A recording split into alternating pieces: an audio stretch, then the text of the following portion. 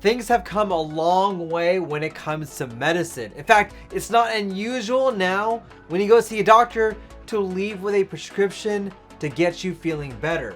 But did you know, back in the olden days, prescriptions were not widely available and we had really unconventional and strange ways that we treated patients back then? In today's video, we're going to go through a history lesson to discuss some of the unconventional ways we used to treat common ailments, and at the very end of the video, I'm going to give you my recommendations on some unconventional treatments for some common problems like acne, indigestion, and headaches. If you want to try a different route to get you feeling better, this video is for you. Guys, let's talk about poop.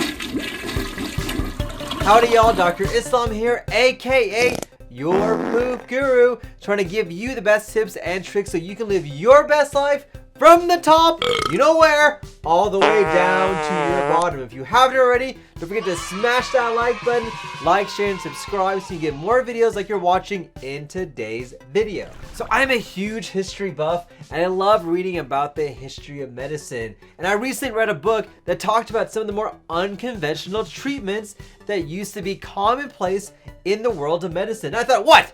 This is going to be a great video for my audience. So let's talk about some of the craziest ways, the way that we used to treat very common issues. Number one, cocaine! Yes, cocaine! Yes, it used to be a very common medication to help out with various ailments. I can't feel my face. Around the mid 1800s, it was discovered that the cocoa leaf where you get cocaine from actually was an effective analgesic and numbing medication. An Australian ophthalmologist discovered if you put a couple of drops of cocaine in that eye, it actually allowed him to do surgery on the cornea of his patients without patients thrashing around and going around everywhere. It made the eye immobile and desensitized to pain to allow effective eye surgeries to occur. And this revolutionized the idea of surgery. And so now cocaine was being used for everything, whether it's eye surgery, regular surgery, and even sinus surgery. And soon it was marketed as treatments for toothaches, headaches, gut issues, nausea, pretty much anything out there, cocaine could take care of it. And in fact, it even appeared in a Sears Roebuck catalog. Remember that store, Sears?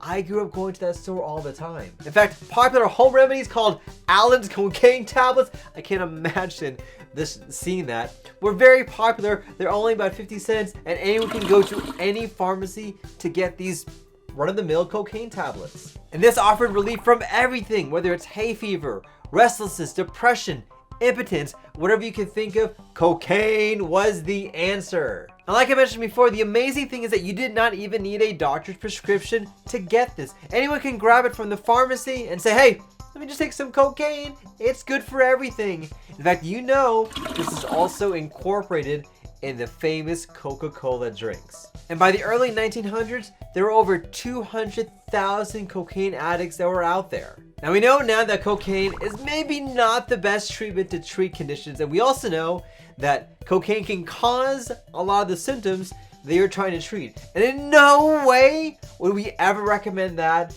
as an effective option to help out with any issues. Because of all this, by 1914, there was an act that was passed that outlawed cocaine.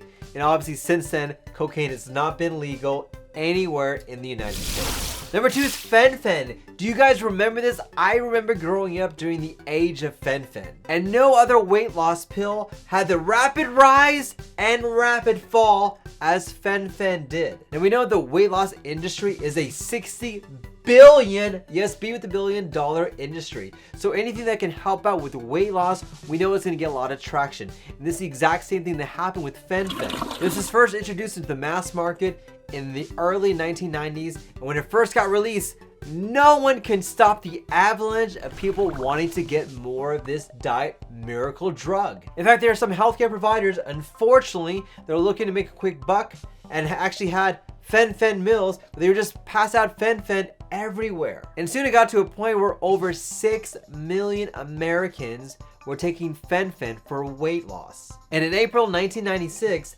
after a contentious FDA debate, it was finally approved for weight loss so it could be given out to the masses. And almost immediately, we started to get reports of really serious and deadly side effects. Hundreds of people were getting heart issues and problems to their heart because of this medication. And by September of 1997, because of all the side effects and complications, fen-phen was pulled from the market, and the manufacturer had to pay billions of dollars in fines and restitutions because of all these side effects and complications from this miracle diet drug. Number 3, heroin. Yes, heroin was a pharmaceutical medication. So how do you cure one drug epidemic? Well, you create another one, and that's where we get heroin. Well, that's what happened in the late 1800s, where heroin was developed as a less addicting option than morphine. I know, I can't believe that. Finding that it was 5 times more effective but less addicting than morphine, Bayer actually made a concerted effort to produce more heroin. And so they actually advertised heroin-induced aspirin and marketed to kids or to parents to help out with child issues like sore tooth, earaches, things like that. But soon doctors kind of realized that, it's kind of weird. This patient or this patient's mom is wanting more and more heroin, like more often. What is going on?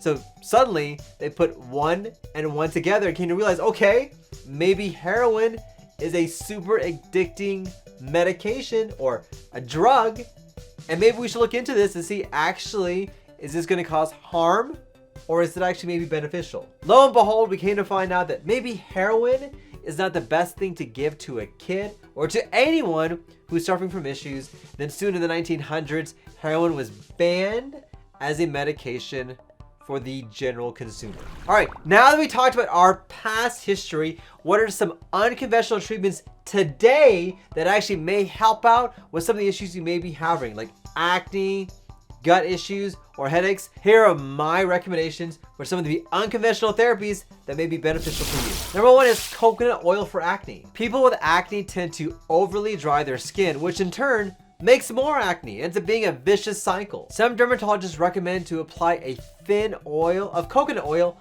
on your skin, very light amount, to help out with the production of oil to minimize the acne that's being produced. Coconut oil has antimicrobial and anti-inflammatory properties to help reduce your risk of acne. And it has vitamin E, which helps to repair the skin. Number 2, green tea and dark chocolate for anxiety. Now, there's some evidence that green tea or chocolate can help to ward off some of the concerns you may have about anxiety. Now, it's used as a supplement, not a substitute for anti-anxiety medication. Green tea contains an amino acid that actually has been shown to help calm people down and relax them. And dark chocolate is rich in compounds to help uplift your moods. Trust me, when I have chocolate, I'm a happy camper. Number 3, ginger for bloating and nausea. I love this one. I use this all the time for all of my GI patients.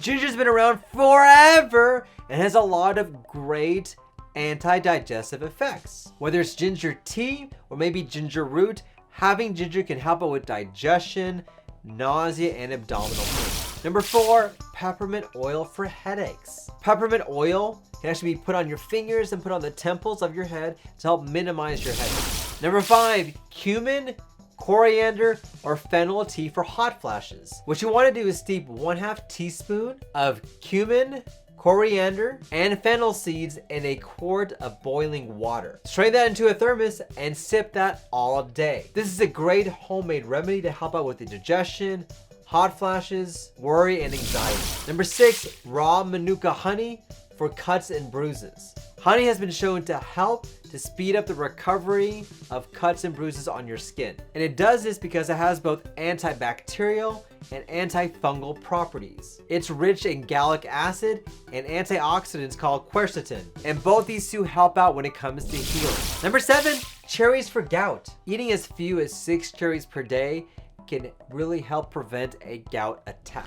Listen, no one knows why it occurs or how it occurs, but I've seen the success in my practice to say, hey, if it works, not a big deal. So here's my call to action for you. If you are suffering from a problem, don't assume that all you need is a prescription. try some of these unconventional therapies. Let's see if it helps, let's see if it works, and see if it can maybe be a benefit for your overall health. My question today for you, have you tried these unconventional therapies? Have they worked? Have they not worked? Let me know in the comments down below. I would love to hear what you guys have to say. But thank you for watching. Don't forget to smash that like button. Like, share, and subscribe. And if you haven't already, don't forget to subscribe to my channel when you get great tips and tricks like you're learning in today's video. Guys, thank you for watching. Don't forget, let's talk about poop. Thanks, everybody.